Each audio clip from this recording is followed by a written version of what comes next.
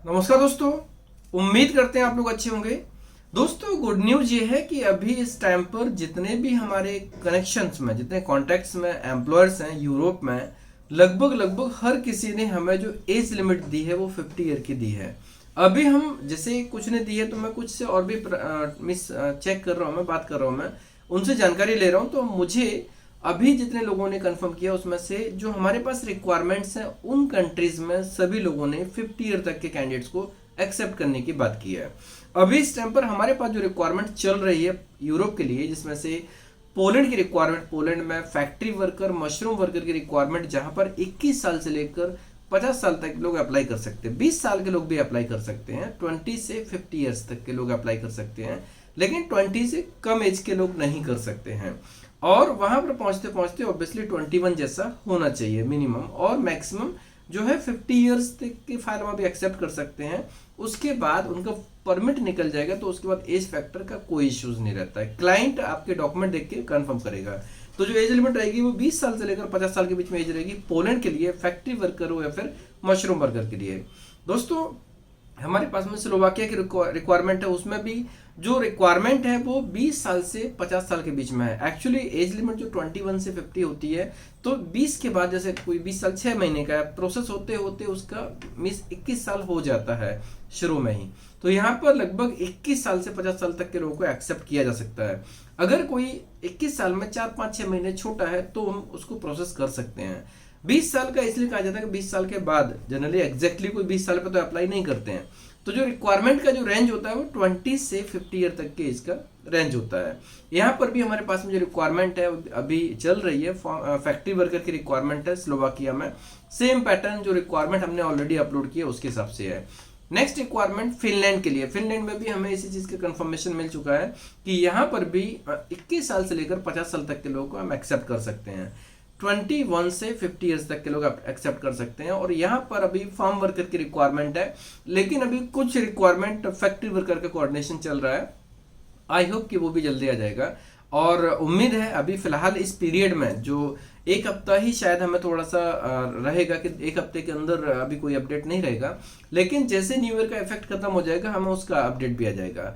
अभी इस टाइम पर कोई भी कैंडिडेट जो जिन्होंने हमारे पास रिक्वायरमेंट्स उसमें से एज लिमिट के हिसाब से प्लान करना चाहे कर सकते हैं। रिक्वायरमेंट हमारे पास में अभी ओपन है फार्म वर्कर के लिए फिनलैंड में, और जिसमें हम 21 साल से 50 साल तक के लोगों को एक्सेप्ट करेंगे।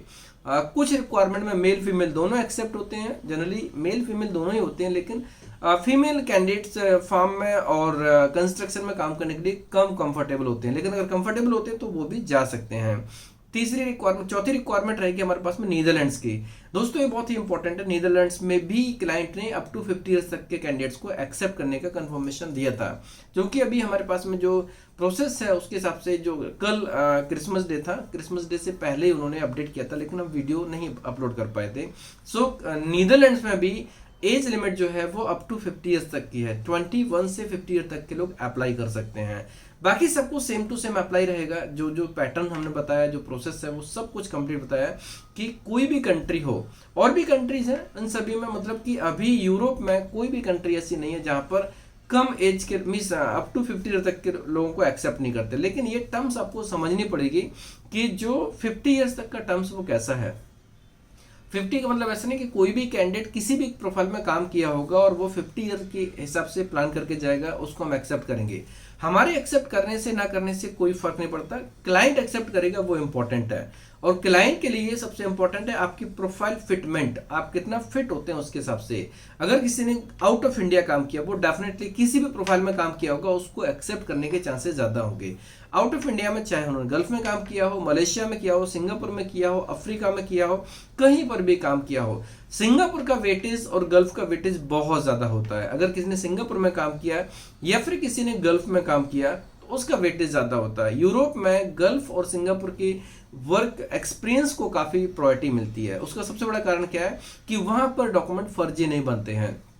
ऑब्वियसली जिस कंपनी में काम करते हैं वहीं के डॉक्यूमेंट बनते हैं। हाँ, ये जरूर है कभी कभी गल्फ में वीज़ा किसी और का होता है और काम किसी और का करते हैं, ये पॉसिबिलिटी है, लेकिन जो सर्टिफिकेट्स बनते हैं वो जो प्रोफाइल पे हायर करते हैं उस हिसाब से बनते हैं, वीज़ा भी उसी हिसाब से निकलता है।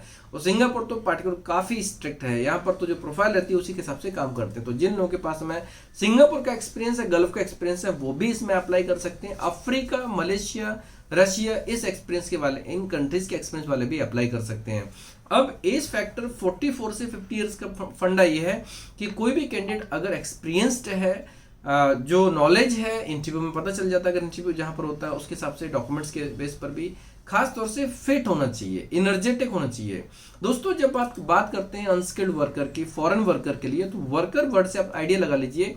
वर्कर ऐसे वर्कर जो एक प्रकार से काम करने के लिए एलिजिबल हो, फिजिकल फिट हो, मेंटली फिट हो, और एज क्राइटेरिया तो ऑब्वियसली उन्होंने रेंज दे दिया, लेकिन काम करने के लिए फुर्तीले होना चाहिए।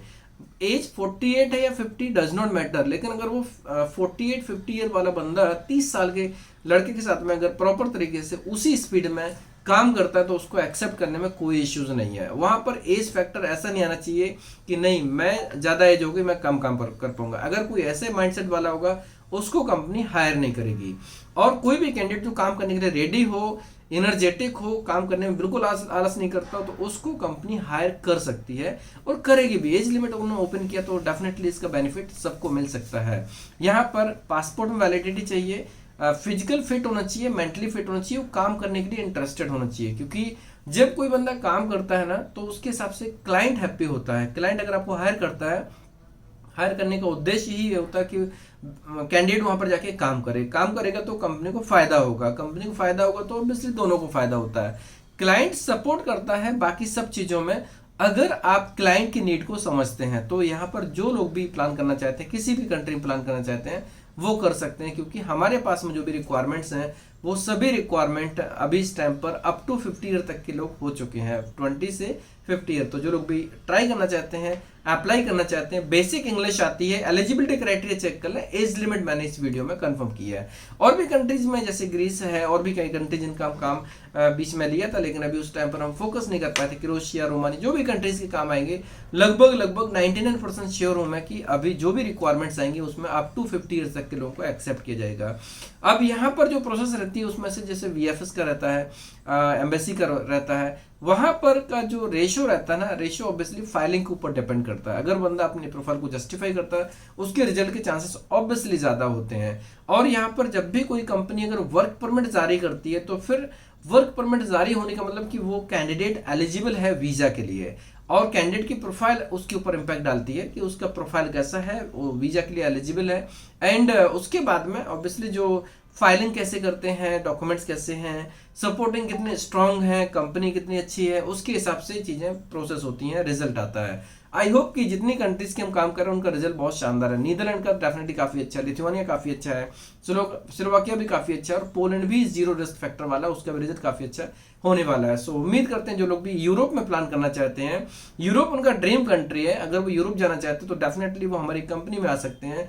ये एक ऐसा प्लेटफॉर्म है जहां पर उनको यूरोप जाने के चांसेस डेफिनेटली मैक्सिमम लेवल के होंगे, मतलब कि अगर उनका चांस कहीं से भी हो सकता है तो यहाँ से पक्का हो सकता है। और इसके लिए हम लोग प्रॉपर तरीके से जो डॉक्यूमेंटेशन पर फोकस करते हैं, खासतौर से डॉक्यूमेंटेशन ही इंपॉर्टेंट होता है, जो एम्बेसी को इस चीज के लिए इंप्रेस करता है कि इस बंदे को वीजा देना चाहिए कि नहीं देना चाहिए, और हमारे एम्प्लॉयर कैंडिडेट को प्रॉपर सपोर्ट करने वाले हैं, ऐसा हमें प्रॉपर आश्वासन मिला हुआ है।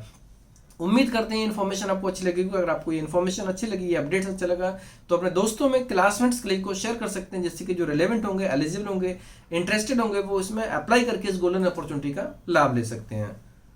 धन्यवाद।